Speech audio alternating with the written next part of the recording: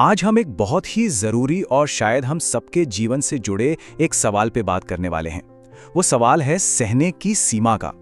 आखिर वो कौन सी लाइन है जहां सहना एक गुण से हमारी कमजोरी बन जाता है, और उससे भी ज़रूरी आत्मसम्मान की शक्ति को कैसे पहचाना जाए। तो चलिए इस पूरी बात को समझते हैं। चलिए सबसे पहले एक सवाल अपने आप से पूछ कर देखते हैं।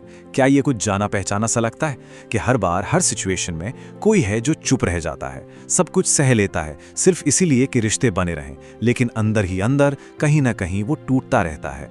ये एक बहुत आम एहसास है और आज हम इसी की तह तक जाएंगे। तो सबसे पहले बात करते हैं सहने के जाल की। हाँ, ये एक जाल ही है।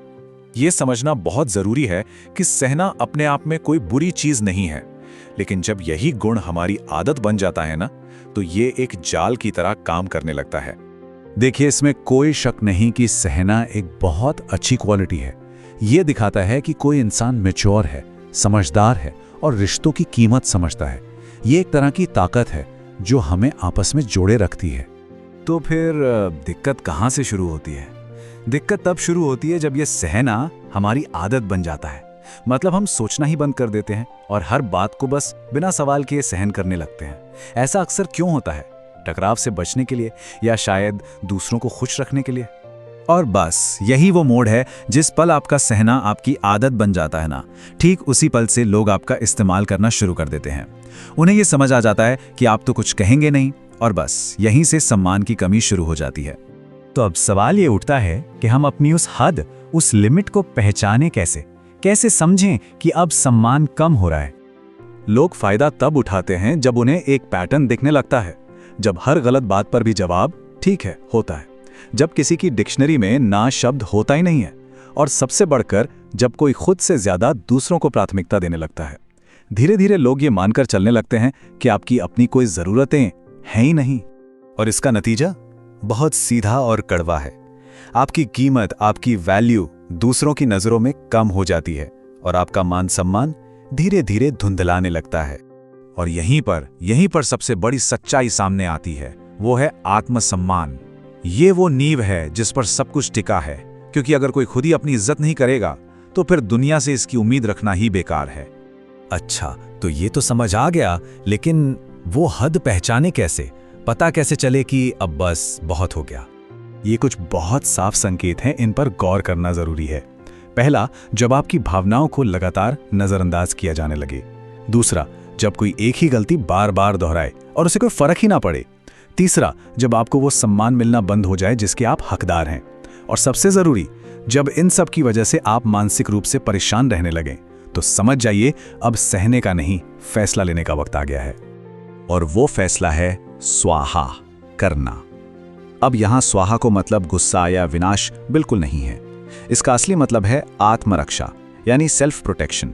इसे थोड़ा और साफ साफ समझते हैं। स्वाहा का मतलब है उन गलत परिस्थितियों को, उन टॉक्सिक रिश्तों को खत्म करना जो आपको अंदर से तोड़ रहे हैं।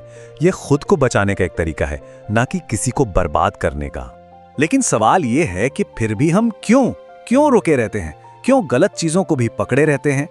इसकी सबसे बड़ी वजह है डर। हमारे अंदर कई तरह के डर होते हैं जो हमें सही फैसला लेने से रोकते हैं। सोचिए, मन में क्या क्या डर आते हैं। अरे, लोग क्या कहेंगे, रिश्ता टूट जाएगा, मैं अकेला रह जाऊंगा। यही वो डर हैं जो हमें एक ऐसी सिचुएशन में फंसाए रखते हैं जो हमारे लिए जहर बन चुकी होती है। तो ठीक है, डर समझ लिया, प्रॉब्लम समझ ली। अब रास्ते की बात करते हैं, अपने आत्मसम्मान के रास्ते की। अपनी शक्ति, अपनी पावर वापस कैसे पाएं? तो यहाँ 5 बहुत ही प्रैक्टिकल स्टेप्स हैं। पहला, अपनी सीमाएं तय करो, बिल्कुल साफ साफ। लोगों को पता होना चाहिए कि क्या मंजूर है और क्या नहीं।